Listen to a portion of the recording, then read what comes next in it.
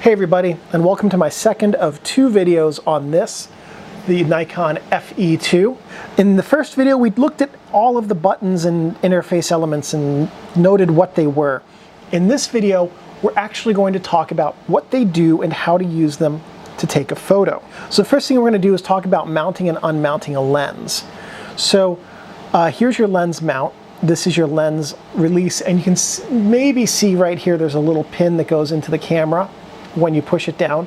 This is a lock that keeps the lens from falling off when it's not supposed to. It just clicks into a little hole right there on the lens mount. So to mount a lens, what you're going to do is you're going to find the focusing index right here, which when you're focused at infinity should be right underneath the infinity mark. And you're going to line it up with that black dot right there, set the lens in place, and you're going to turn it counter or anti-clockwise until you hear a click. It's a very faint click, you might not have heard that. You'll know that your lens is mounted correctly if you can't budge it once it's in place. To unmount your lens, you push down on this release right here, and then you rotate clockwise and lift. And that's how you change lenses on this camera. Next thing we're going to do is change the battery. Now typically you'd want to just use a nickel or quarter or something like that, but I don't have any coins, so I'm going to use my keys, which also work in a pinch. There we go. And this camera uses two A76 batteries, which we can see right there. Now looking at the camera's battery holder, you can see there is an indication on the plastic bit of what types of batteries to use, 2 1.5 volt, as well as how to load them. Or if you have the 3 volt single type of battery, you can use that as well. So what we're going to do is we're going to put these batteries in so that the plus terminal, which is the terminal with all the text on it, is facing away from the metal bit right here, so that when you hold the batteries like this, you can read the text. Now we're going to insert them into the camera's body.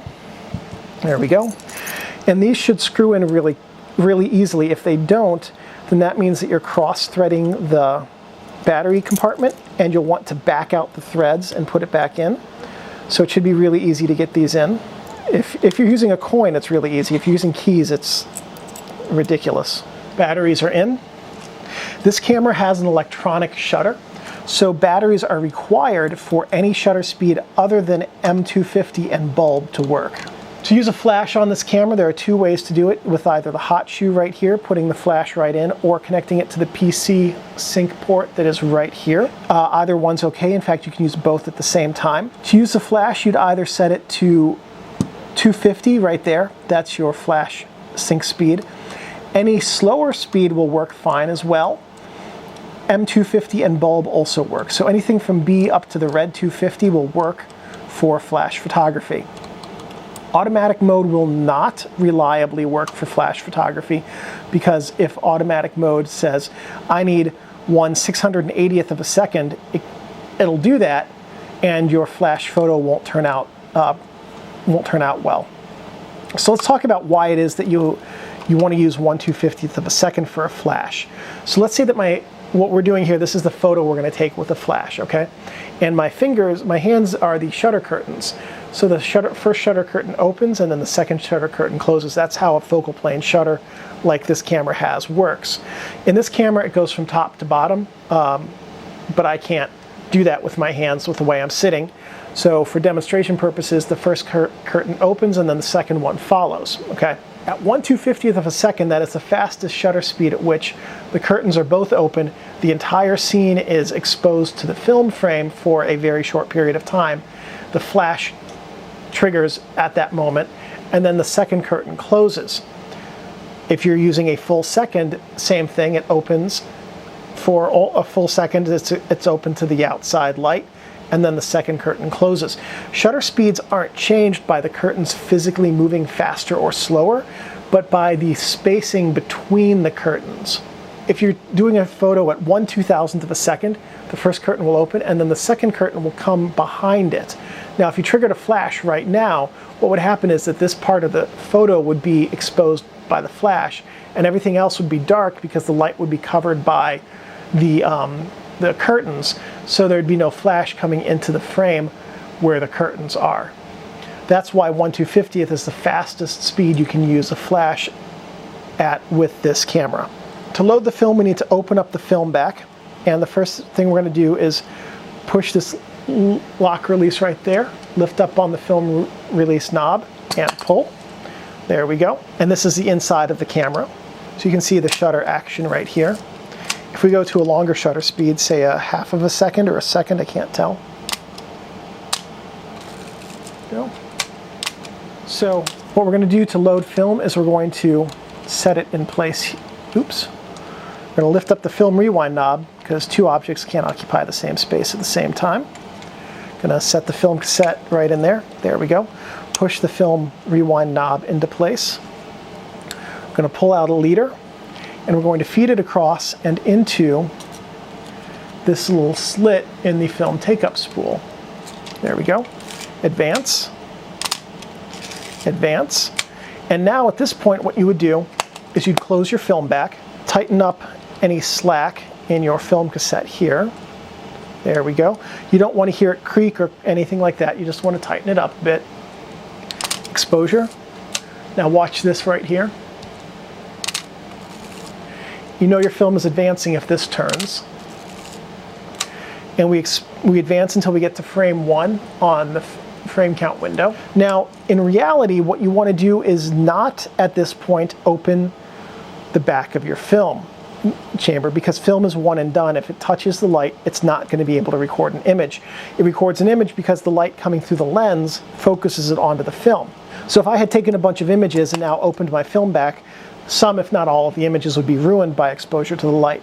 But I'm doing this to show you what happens inside your camera as you take a picture. So we're going to take a picture. And you can see that after the shutter is fired, the film's taken up on the advance. And you can see how it's advancing through the camera. The guide pin helps it to exit the cassette, and then these guide rails, the top and bottom ones, help it not to slide up and down as it goes through the camera. And you can see the inside guide rails here through the sprocket holes.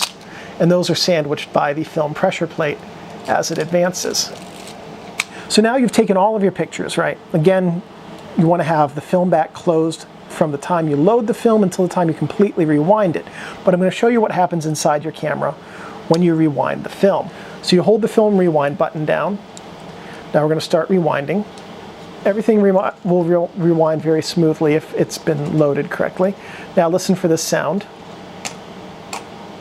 Pretty quiet sound, but that's the sound of the film coming off of the take-up spool inside the camera, and lets you know that you're almost done.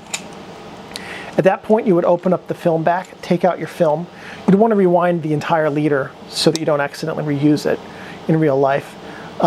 Take out your film and then either load the next cassette or call it a day, whichever you're ready for. So the next thing we're going to do is we're going to take a look through the viewfinder on this camera and see what we can see. Okay, I think that's about the best I'm going to be able to do here. So if we look over on the side here, you can see the metering needle and scale. And what that's telling you right now, the blue indicator tells you what your shutter speed is. If we go into automatic mode, there we go. In automatic mode, the blue indicator tells you you're in auto mode by going up to the A there. Now the black needle right there is telling you what you're in automatic mode still, what your actual shutter speed will be when you take the picture. Now if we leave automatic mode, it's telling you what your shutter speed should be. So all you have to do is adjust your shutter speed dial to match it. You can also adjust your aperture to change what your shutter speed should be to make sure you have one that is achievable. Come on.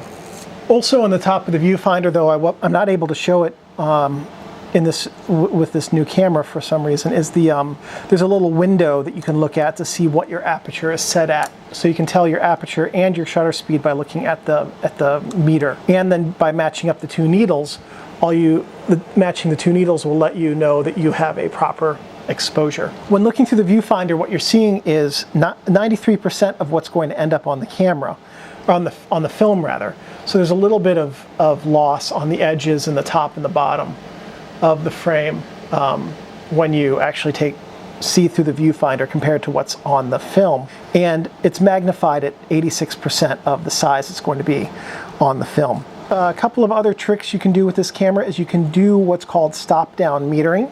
If you happen to have a lens, for instance, that like set on a macro tube, and the aperture is not connected to the camera, what you can do is you can set the aperture, and I'm going to hold down the aperture lever here.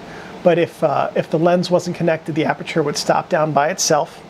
And then you can take a meter reading inside of the camera, and it will tell you what your meter setting, what your shutter speed setting should be. So all you have to do is set it manually, and then take the picture. And that's how you do stop-down metering with this camera. The depth of field preview lever is also good for seeing approximately what your depth of field is going to be when you take the picture. The exposure compensation dial here we'll get to when we talk about double exposures in just a moment. This is very useful for double exposures. It's also very useful for taking some control over your, for bracketing. For instance, if you wanted to bracket your photos precisely in automatic mode, you could use the exposure control the exposure value compensation dial for that. So let's go through the process of taking a photo. You've got your subject in front of you. Okay, let's line up the camera here. Great, this is a photo we're going to take, let's say. First thing we need to do is focus on the subject. Okay. Let's say we're going to be in aperture priority mode. Great. Let's just get the aperture set to an aperture we like, where we can also handhold the camera unless we have a tripod. Re-verify focus. Great. And take the picture. And of course it's going to be long exposure because I have the lens cap on. There we go.